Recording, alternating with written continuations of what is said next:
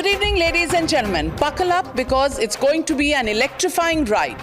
Today, Dhoom Machane, the Desi boy is here. Bollywood's ultimate powerhouse, John Abraham. From Madras Cafe to Batla House to Shootout at Wadala, he's mastered the art of high-intensity cinema. Now he takes us deep into the world of diplomacy and espionage with Diplomat. Thank you very much, John Abraham, for joining me. And what should I call you, an actor now or a filmmaker, film producer? You've handled your career so different. Your graph has been so different, and the kind of films that you do so different. Yeah. What drives John Abraham? Certainly not the bike. Not at all. I think I wanted to... First of all, I'm so happy being here, Navika, and enjoyed watching you. And you watch news? I do watch news. Yeah. I watch... In fact, fortunately, unfortunately, I'm one of those who watches only news. And I watch all kinds of news. And because I'm so hooked onto it, I'm sorry we're digressing from where we are, but this is more interesting. But I think I watch all kinds of news, and I'm kind of hooked on to whatever's happening in the world today. So some people have environmental anxiety. Some people have war anxiety. I'm one of those who has political anxiety. So I'm following what's happening in Israel with the Hamas, the Houthi, the Hezbollahs, or, what's happening in Ukraine and Russia and everywhere. So that's taken a lot of my time. And every morning I wake up at 7 o'clock just to see an hour of where we are in the world. Okay. Yeah. And a film coming up on that as well? So, yeah. So, something that actually I haven't really brought up, but one of the reasons why I got into films was Schindler's List. Okay. I saw that film and I was so impacted by it and what happened to the Jews that it made me wonder and think that can films affect you so much and constructively? Which is why when I decided I want to get into films, I said, hey, I need to be doing this. But when I got into films, you obviously become a prisoner of your own image, right? So it was about the body, it was about the action, and it was about all that. And I love doing that. I love doing Dostana, and I love doing Force. Yeah. And you were quite a flavor for women across India, including some of the middle-aged Punjabi women right here. Yes, all of us had a groovy time watching you at that time. Wonder sometimes that are you and Karan Johar going to do another Dostana too anytime soon? I'd love to. I mean, Karan should really get a nice script, and I'd love to do a Dostana too. But then I moved on from there and I said, listen, I need to produce because I need to make what I really want people to see, which is why I started. My first film was Vicky Donor. Yeah, then amazing. Then Madras Amazing Cafe, concept. Parmanu, Batla House, now the Diplomat. So I'm in that space. I enjoy it. I love it. Turning producer, is it as easy as you make it sound? Everybody talks about the fact that there's loads of money that is required. Financing a film is so capital intensive. How was it? How was it moving from an actor to a producer and then mounting films like these? Very difficult, Navika. Because when your first film's about a sperm donor, no one wants to fund your process. So I had to self-fund a little of that process. But obviously, we finally got a studio on board. And then on, every film has been a battle.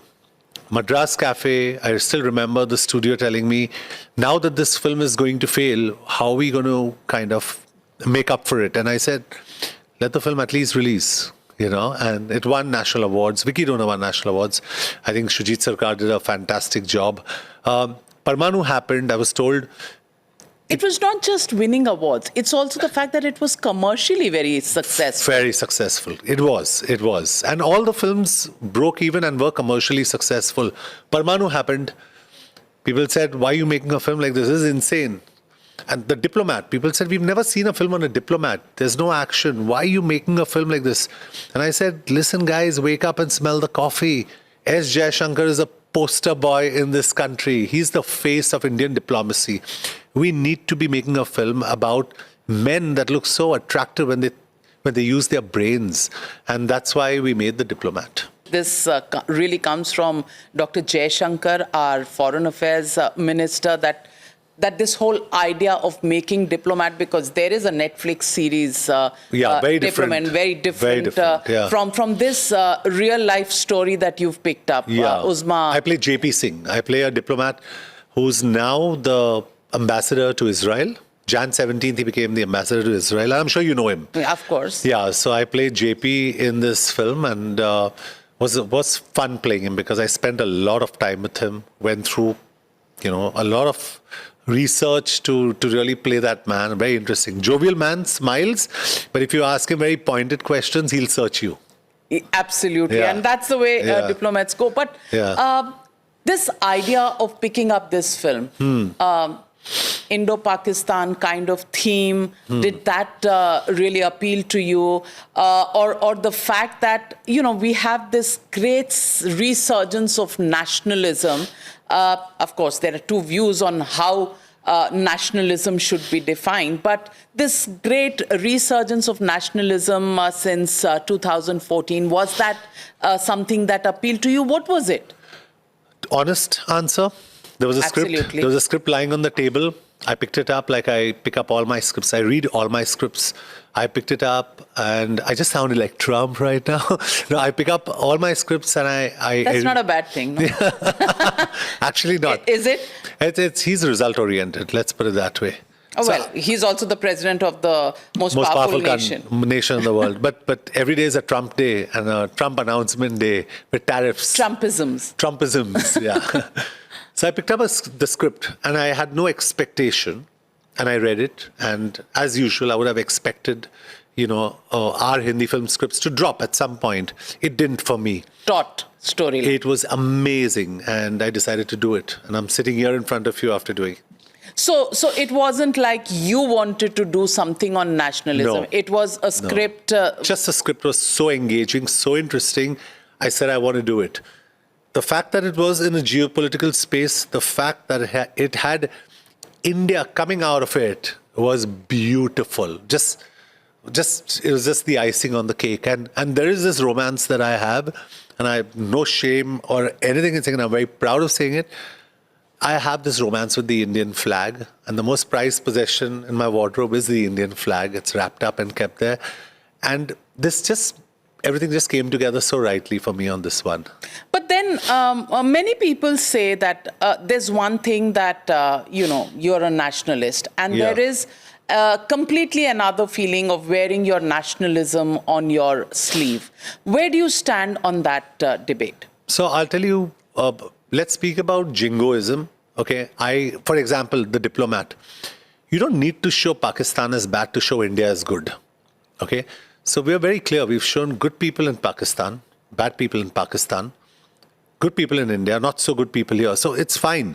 You need to be honest with what you're showing. And I really believe that. I believe that if I'm a proud Indian and a Pakistani is not a proud Pakistani, there's a problem there. There's a serious problem there. So you need to worry about what you are. So I am a proud Indian. And I also believe that Jingoism is when you don't see the negatives in your country. Like I said this somewhere, and no one could really debate with me on it. I said women, children and animals are not safe in our country. Look at what's happening. Look at what happened in Hampi. Look at what happened. And these are harsh truths. Look at what happened in Delhi right now. So I'm saying these are harsh truths that we have to face. Animals don't have a voice because they can't vote. Yeah, so nobody is interested. Nobody's interested. But I want to be that voice for the voiceless. I feel it's important to criticize what needs to be criticized to make you feel really Indian about your country. You just said what happened in Hampi. And then as an afterthought, you said Delhi. Was that political balancing? Hampi, Karnataka, Congress ruled, Delhi, now BJP ruled? Because that's the way many people think. For me, I realized that this happened in Hampi. I read about it. The Delhi thing, I just saw it today, which is why Delhi came as a thought today. Navika, I am politically, I have no inclinations. I'm politically very aware. I know what's going on. I kind of, like we were talking about, I represent the Northeast because I have a football team in the Northeast, and people ask me, what's this problem that's happening in Manipur, So I explain the Manipur problem to them like a football field.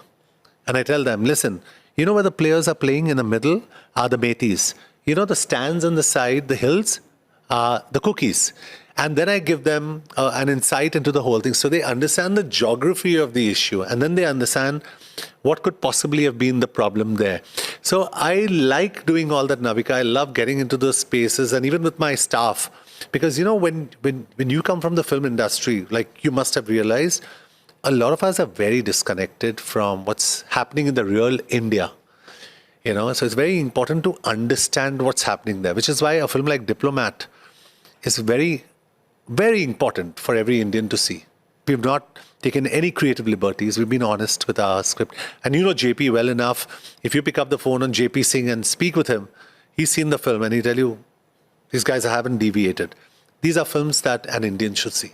Sushma Swaraj was the foreign minister at that time, and she took personal interest in Usma Ahmed's release.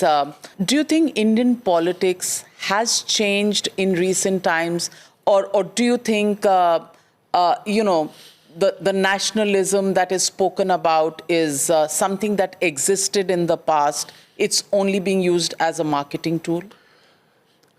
So I think a bit of both, the former and the latter. I think we're using that nationalism, that love for the country. And if I may just speak in colloquial and simple terms, I think some of us are going a wee bit overboard with that. I think we need to tone down our rhetoric a bit. Has India changed? India has changed. India, I believe we are probably the biggest democracy in the world. And I believe I would want to believe we stand for secularism. I really believe that. So I feel there's a part of us that believes we're an autocratic democracy, you know, and there is a sense of inbuilt fear that's been built into all of us that, there'll be repercussions if you say or do something. But there's a certain section of us that look at the glass as half full and say, listen, are we seeing results economically in this country? Are we seeing change? You know, the answer from in a certain way could be yes. An answer could also be no. And I'm just digressing again. Do I condemn the October 7 attacks that happened? Okay, I'd say yes, of course. I mean, this is ridiculous what happened. But then you're also saying, do you condemn the sin or do you condemn the sinner? Why did it happen? You know, you go back into the past. So it depends on how you want to frame your answer. You can frame your answer anyway. But I, coming from a generation that did not see change, and I'm seeing a lot of change, I'm very happy. But do you think we are an autocratic democracy today? I would want... Are you scared to speak your mind? I would want to believe we are not, okay? When you do see certain incidents that happen, like the one with this kid on OTT, you know, this Ranveer Alabadia, when you see something like that happen, I feel we've taken it a bit too far. I feel that's my take on it. And I understand you need to have regulation. Did he say something wrong? Of course, it was horrendous. It was ridiculous. You don't get away with saying things like that. It's ridiculous. But do you really need to take it so far ahead that you start putting people into jail and stuff? It's that's what makes you wonder whether there is. I understand self-regulation and I understand certification. I understand censorship, but when it's being handled in the way it is being handled, as actors, as people out there, you do get scared, and I'm being very honest about it. You get fearful. You get a little scared. You know, you wonder why. Oh, this is really harsh. It didn't need to be so harsh. You know, we all make mistakes. But then self-regulation, I mean, it applies. And let's talk about the broadcast medium. Let's talk about the channel. We can't get away with something like this. We can't get away with something like this in the digital space. These guys just get away with blue murder. Now, look at the competition there. Yeah. There is... Everybody is vying for eyeballs. Films are, YouTube space is, social media space is, broadcast is. Everybody is vying for those eyeballs. Now, somebody saying unregulated stuff versus somebody who's playing a fair game. Don't you think there have to be rules? Either self-imposed or otherwise? You know, then the rules should have been in place before. There were no rules. And honestly, you're punishing a person for, I mean, if you look at the rule book, and I'm not an expert at this, but I'm saying if you look at the rule book, I don't think there was any censorship at that point of time when he said what he had to. I mean, if we're speaking specifically about him. This case. And let's move away from him. Look at the stuff that's out there on the net. It's horrendous. It is horrendous. If you ask me, should there be regulation? There should be some amount of regulation. But my problem is the treatment that you're meting out is probably not that justified. That's what I'm saying. Out of proportion. It's just out of proportion. Fair point. Let me also ask you, you talk about current affairs. I mean, we're sitting here in Holi season. It's Happy Holi also happening on one side. There is Ramzan happening on the other side. Some people are saying, bhai, Jume ki namaz to usi samay hogi, jis samay hoti hai. There are others who are saying, bhai, 1 घंटा बाद में कर लेना क्योंकि होली 2 बजे तक खत्म ही हो जाती है, 1 घंटा बाद कर लेना. Do you think these kind of issues have become more confrontational? And can you put a finger on why? So I think you've answered the question in your question. I think they've become more confrontational.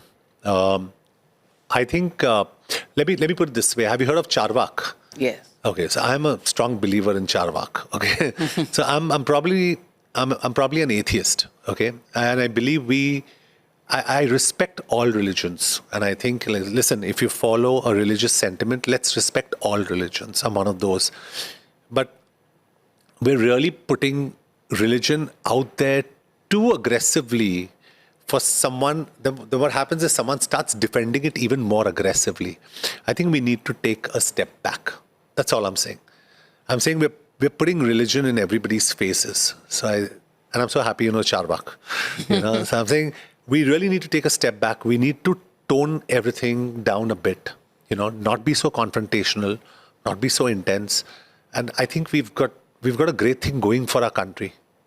Why are we really getting so aggressive? That's all I'm saying.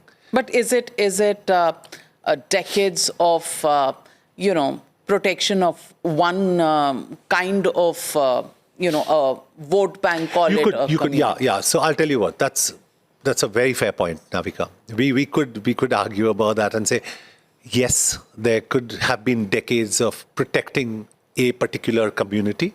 Okay, that's an argument that we could have today.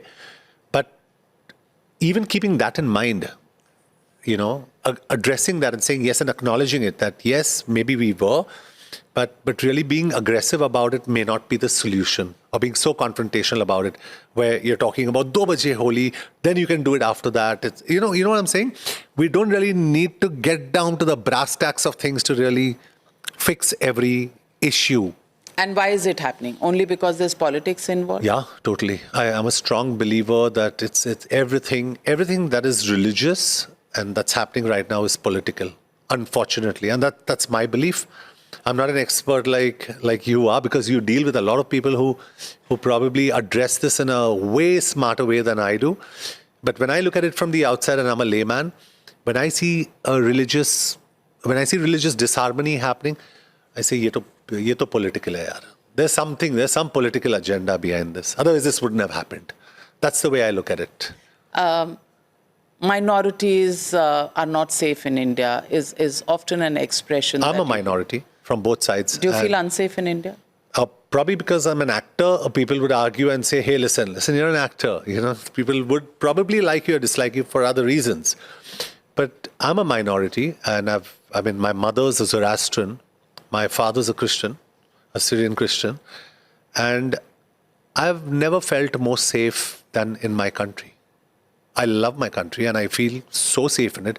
So people who use that as a crucifixion excuse, I mean, I'm a living example. Probably I come from a minority that no one has a problem with. I don't know. Who would have a problem with the Parsis? Or who would have I don't know. I wonder. But I feel, talking about myself, I feel very safe in this country. And I feel great about being Indian. And I also feel that there's probably no one more Indian than I am. I've got this chip on my shoulder where I feel I carry the Indian flag everywhere. Absolutely, and why not? Why not? Yeah. And you're somebody who's enthused. I think at least a couple of generations. With your Dhoom bikes Or the bare body. or the bare body, and you continue to do so. Testimony are your films that do so well. Yeah, just want to entertain people, make good films, and stand for the right things, Navika. That's very important, and not being very preachy about it, but just stand for the right things, hopefully.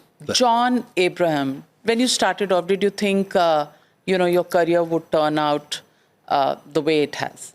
No, I didn't think so. I didn't think anything. I didn't know where I was going with this. You just went. I just went with the flow. My parents encouraged me and said, listen, son, if this is what you want to do, it's fine. Do it. They never looked down on the fact that I was a model. Then when I became an actor, they never really looked down on it. The industry, we talk about groupism in the industry. Let me tell you, the bad news, the industry's been fantastic with me. They've been lovely with me. You're a Bandra boy, that's why. I'm a band, not because I'm a Bandra boy, but they've been lovely. And honestly, I've got... But honestly, if you're a newcomer from outside... which I was, right? But you're a Mumbai boy and... No, but I was a newcomer. 2003, Shah Rukh and Akshay had come in 1988, 89. After that, tell me one newcomer that came until 2003. I was the only one there. And did you have your share of problems? I still have my share of problems, but those problems are different. Was I accepted at the start? Totally. But who accepted me? My audience. The audience holds you up. The audience puts you there. But problems are problems today. Trying to sell a Diplomat, tell people it's a worth it film to my trade is a problem. Telling people Madras Cafe was a good film, no, so I have problems at every step trying to convince people that I want to make different cinema. So that struggle goes on. But I've been fortunate that the industry accepted me. I'm one of those lucky ones. Let's put it that way. But let me ask you, how have you been able to dictate your own terms in the manner in which you handle your career? Yeah, you have to be smart. You have to be smart, get your point across with a smile. Tell people very nicely that, you may not see sense in this, but, I think, let's, the higher the risk, the greater the Do you have a profit. management degree? Yeah. Okay, so it helps. Yeah, the management degree says the higher the risk, the greater the profits. So I try, it does help. I have a degree in marketing. I did my MBA for 2 years. I stood 7th in university. So Super. I worked very, very hard. And when I came in here... And your wife's a banker. She was with, so she was at Goldman Sachs, then with the World Bank. Okay. Then she did her MBA in London Business School on a scholarship. Okay, and a marriage like that, surviving in so-called Bollywood. Are you typically Bollywood? How do you manage your relationship? So I'll tell you why I don't. So I have nothing wrong with being Bollywood or Collywood or Tollywood or Sollywood or whatever those are. But I think I get hoarse saying this, but my middle class values are so strong and they're so stuck in my head that I don't think I can go outside of that. For me, 1 rupee, like I said, is still 100 paisa. So I'm very particular about, इसका price क्या है, अभी petrol कितने का है, उसका mileage क्या है, आज मेरा गाड़ी ने क्या माइलेज दिया. I'm in that space. I can't buy anything expensive. I think twice. I get worried, Your bikes are not inexpensive. Yeah, my bikes are probably the only... what's the most expensive thing in my life is my football team. It takes a lot of my time. Yeah. But I love football. So. But then, that's a passion and that's worth nurturing. And through that, I must tell you a big compliment to Conrad Sangma, the Chief Minister of Meghalaya, Himanta Biswa Sarma, outstanding guy, outstanding. Pema Khandu. These guys have really, really nurtured and helped me and protected me in the Northeast with my football. And I think sport is a best way to show people unity. And the one thing that I compliment this government about is exactly what you and I were talking about. What did we really know about the Northeast? Today, the Northeast has become a mainstay in the Indian ecosystem. Look at Advantage Assam right now. Unbelievable. And I think the Northeast is the future. And Northeast is, I think, more connected to mainland India. You don't even feel. Earlier, it was almost a remote area. Yeah. And I've traveled extensively. I've gone to Tawang, I've gone to Namsai, Dibrugarh. I mean, you mentioned it from Guwahati to Shillong, of course, but I've been everywhere. Beautiful place. You can see a palpable difference in what it was. You know something, Navika, and this is a shout out to the people there, and for us all to know the sense of Indianness that exists there.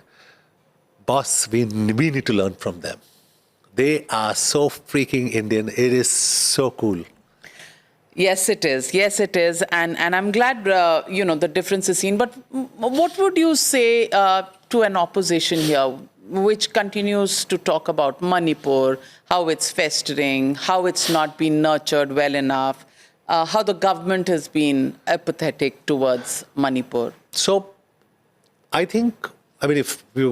being very honest, and the choice is yours.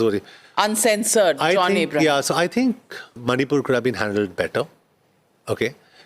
I feel Manipur is a dark spot, is a blotch. I feel there should have been a larger mention of Manipur. Manipur, and my heart goes out to the people, Methis, Cookies, everybody. We need to look at that far more seriously. I understand there are problems in the rest of India, and I respect that. But we needed to, and we need to take Manipur far more seriously. We need to take control of Manipur. Manipur is going, Manipur is burning, and we saw it too late. We saw it too late till a CM had to resign, And all they're saying there, if you really go down there, they say, hey, listen, we're brothers. We're friends. We just need a parent to look out for us. And I think we missed that bus at that time. It's not too late. I think we can go back there and we can make amends. What do you think about India on the global stage? What do you think about the Middle East, the Russia-Ukraine war, the Zelensky-Trump exchange? So I think the one place where I'm so proud that India has taken the right step, and freaking hell, I'm so happy, is we stood by Russia. I think it's great. I think it's great. And I think when you see Mr. S. Jaishankar talk, and when he goes out there and he speaks about us buying Russian oil, hello, thank God we are buying Russian oil to keep the prices down there. So please, West, don't tell us what to do. We know what we're doing. We're Indians. We want to take care of ourselves first. I think India on a global stage has gone and announced that, listen, we're good enough for ourselves. We'll take care of ourselves. You look out for yours. Don't try and principle us or school us and tell us what to do. And I think that's the beauty of the new India. What I think about the Middle East, see, India's always walked that thin line where the Israelis love us, the Palestinians love us. And like I said, I condemn what happened on October 7th, but we need to find a solution there. And what's happening there is really, really sad. Do I agree with Trump's solutions to Ukraine? No, right now. But listen, he got Ukraine to the table. He's got them on a 30-day peace deal. And let's put Vladimir Putin in a position where he's like, oh my God, what do I do now? No one expected this to happen. So I really don't know what's happening there, but I would love to be part of the External Affairs Ministry and travel around. Taking your diplomat role far too seriously? I actually take this far more seriously, and diplomat is just a byproduct. So I really, Navika, if you ask me, I love the space. I have opinions on everything. Are my opinions right? Maybe they're not, but I have an opinion. And I think that's cool to have an opinion. It's important to know. That's what we Indians are all about. Totally. One issue, 5 opinions from a single person. And that's why we are a noisy democracy. Totally. And I love it too, because that's why our debates do so well.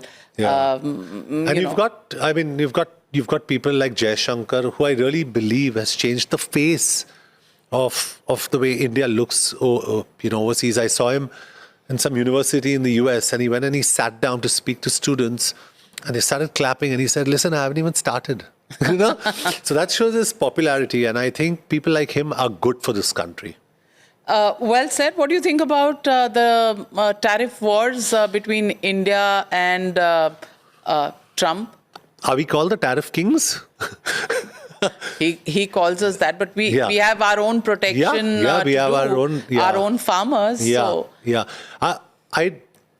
I don't know, is the $1.3 trillion that have been wiped off from our economy an indication of anything at this point of time? I don't know.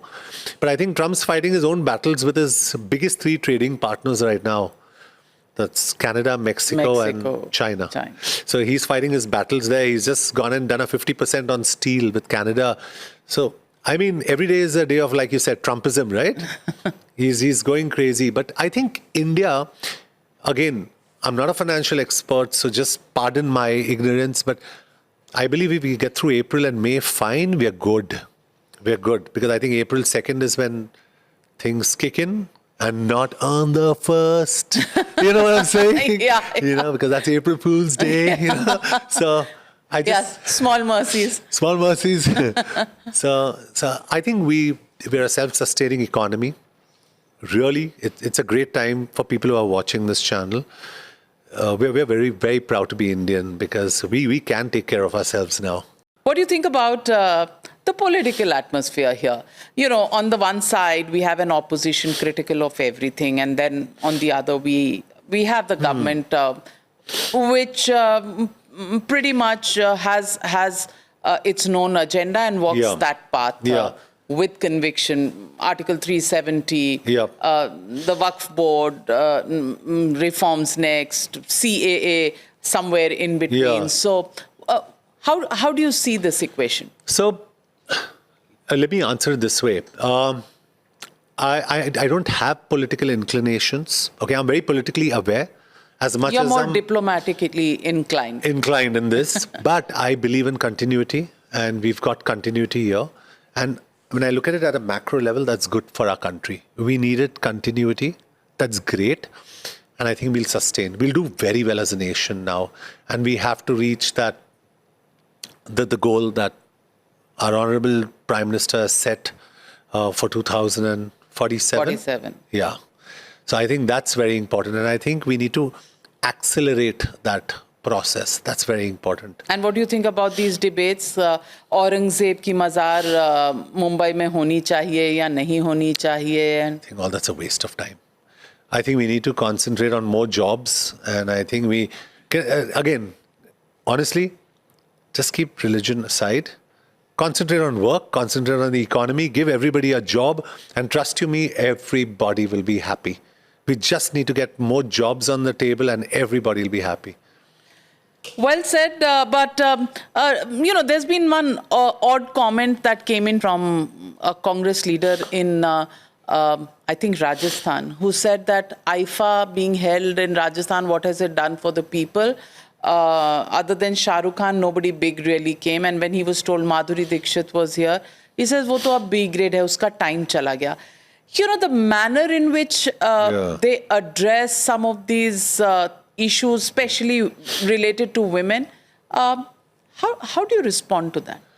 So I don't know about the statement, but talking derogatorily about a woman is probably the worst thing you can do. And that also, if you're on a public platform, you know, and you've got a voice and you're speaking out there in front of 1 million people, I think that's uncalled for. That should be done. Do you think film stars are easy targets? You know, we sometimes make ourselves easy targets and sometimes we are easy targets. But I think if you handle yourself responsibly, I don't think anybody will make you a target. How does somebody make themselves a target? Please elaborate. I'll tell you. When you're asking for publicity, when you have publicists around you, your airport looks every day. Who advise you differently, let's put it that way, who advise you differently, that you need to speak this, you need to be senior. And especially with an actor, try and understand that our job is not to understand or know politics.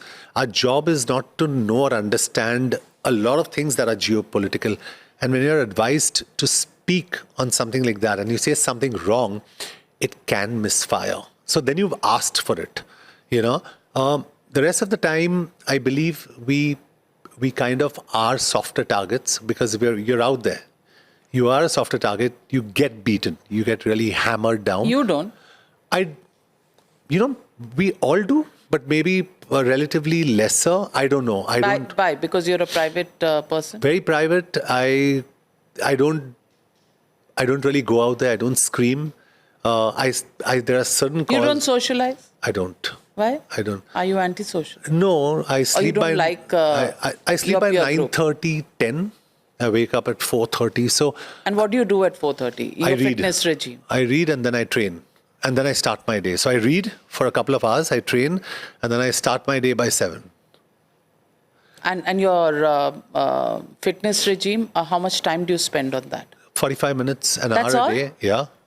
For this shape, it's only 45 Yeah. minutes? You don't need more because it's a tripod stand. It's good food, good exercise, and good sleep. So I think good food is also very important. You are what you eat. That's very, very important. So you probably don't eat? I eat, but I eat the right things. Okay, so what's a normal day for you like? A normal non-shooting day is easier to explain because Okay. the shooting days I'm shooting. Okay. And I train and I go to shoot. On non-shooting days, I train, I read and then I train. So before you train, do you have something, Yeah, I have some warm water. just warm water? Yeah, And then you train for what, 45 minutes? yeah, intense, like mental intense, Okay, like could throw up intense. okay. You know? How many calories would you burn? About 800, 850 on Okay. that, 650 on a bad day, Okay. And then I get back to my work. I walk around a lot, so I keep my basal metabolic rate. And then what would your breakfast be? I kind of have a brunch, like a late breakfast into... But after your workout, you're not hungry? I do. I am, but I keep that window before I eat something. Again, but that's my way of doing it. It's not a fitness expert way. I eat at about 11:30. I grab a small bite. I have oats, egg whites, and just keep it light and simple. And then I have a late lunch, and Which is, again, a lot of vegetables, baja jawar nachni rotis, non-gluten. Keep it gluten free. I'm not one of those fads of gluten and non-gluten, but I like bajra, jawar, nachni. So I love methi, I love palak, I love palak. I don't know why I'm obsessed. Popeye. Totally. But I enjoy keeping my food very, very simple. But I do have my protein shakes, a lot of protein shake, which gives me about twice my body weight in grams of proteins. So if I weigh in at 95 kilos, I have about 190 grams of protein a day.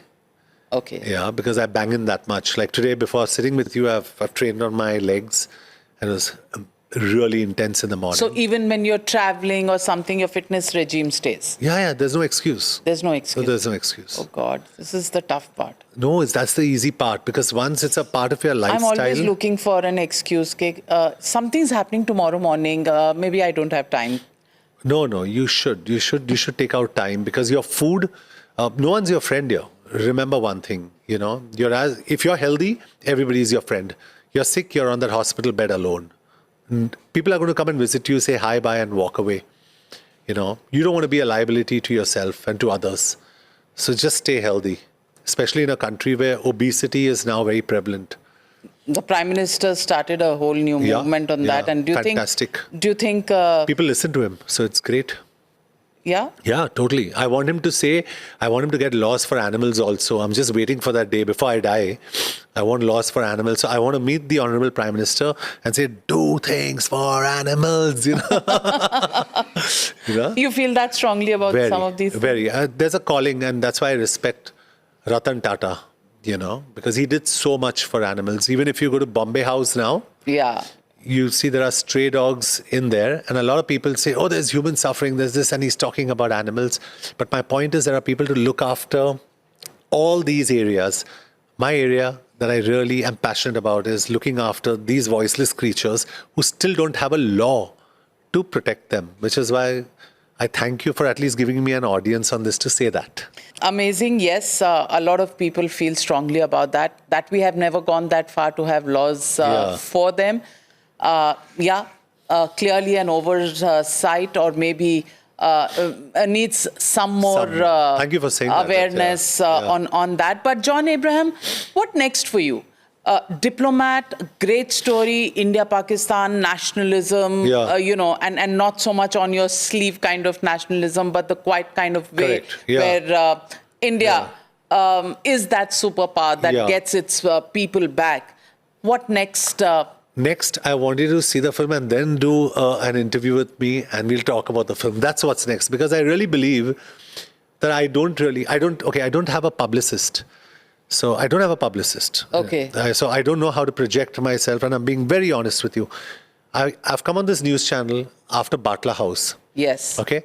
And I've come to people who really understand the political atmosphere, who understand the kind of films that resonate with a younger India or with India. And I tell you this, India must see a film like this. So when we speak next or we have a debate, we can talk about this film. Because you're open to coming on debates on some of these issues? Everybody screams so much, I get so scared. We can have controlled debates with fewer people. If they don't scream at me, I'm okay, because they're very aggressive. You think you can't scream or you can't be aggressive? I can't. I'm not. Every Indian is. I'm not. I'm too docile. You're too sweet. I don't know how to... Is there space in this country or in this world for sweet people, soft-spoken people? There are good people. There are good people. No, but just because some of us speak loudly, we are not good? You're not good. You're not good. But I'm good. I'm assuming I'm good, but I don't speak loudly. I can't. You have that power. You have that gravitas. You wear these saris in your hair and you come on the show and it's fantastic. This eyes, I can't. People look at me, they'll punch me in the face. Nobody will punch John Abraham with the Dhoom bike and the kind of stunts that you've done. I've never got violent or got into an aggressive fight. No, as in your films. Yeah, in the films, I throw people around. I throw motorcycles around. That's the macho image of John Abraham. I love doing that. You love doing that. I love doing that. I think audiences love watching. I love the Pathans, I love the Dostanas, I love the Dhooms, I love the Forces.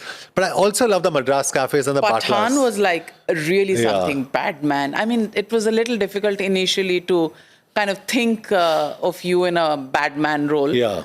But he did it because he loved his country and his country let him down. That's a story in the film. Yeah. I love that character, so, Jim. Are you working on any other projects at the moment? Hopefully, if there is something that happens with my character in Pathan, I'll work on it. Okay. Yeah, we're working on some... Are you dropping a hint? No, I don't know. It depends on my producer, Aditya Chopra. He's I call him the boss because he just wakes up one morning and he says, okay, I want to do this, I don't want to do this. Okay. So I'd go with his call. Are you part of that group of Yash Chopra films or Karan Johar team or which team? I believe I'm a part of all those films if they want me there. So the Spyverse right now has a lot of characters and I happen to be one of the characters in that Spyverse. So I love to be a part of that. With Karan, I think Karan's a lovely guy. So I don't have any work interests with him, but we've had great films together. Dostana is one of those films and I loved it. So Desi Boy. Desi Boys was with Akshay, another fun guy. I mean, I've done Garam Masala with him, Desi Boys. Yeah. And those are fun, sweet films, that you really, really enjoy. I'd love to do a Garam Masala 2 or a Desi Boys 2. Or a Pathan 2. Oh, yeah, totally. Well, on that note, thank you very much. We will watch The Diplomat and we will come back and we'll do a debate. Yeah, we must. And we'll train you up for louder debates so that it'll help you in future projects. Yeah, you have to first, post this interview. I said a lot that you asked me about India and about the world. That's my perspective. So I need to figure out at a later point, did I make sense? Because I thought I made sense to myself.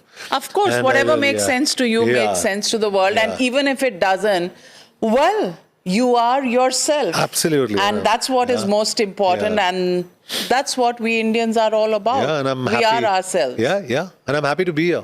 Thank you, Navika. Thank you so much, Thank you. John Abraham. The pleasure is entirely mine. Amazing talking to you. And congratulations. Thank you very much. Thank you very much. And congratulations for Thank a you. brilliant film. I'll see it and be the Must see. critic. Thank you. Thank you. Please be a critic. Thank I you. will. Thank you. Thank you.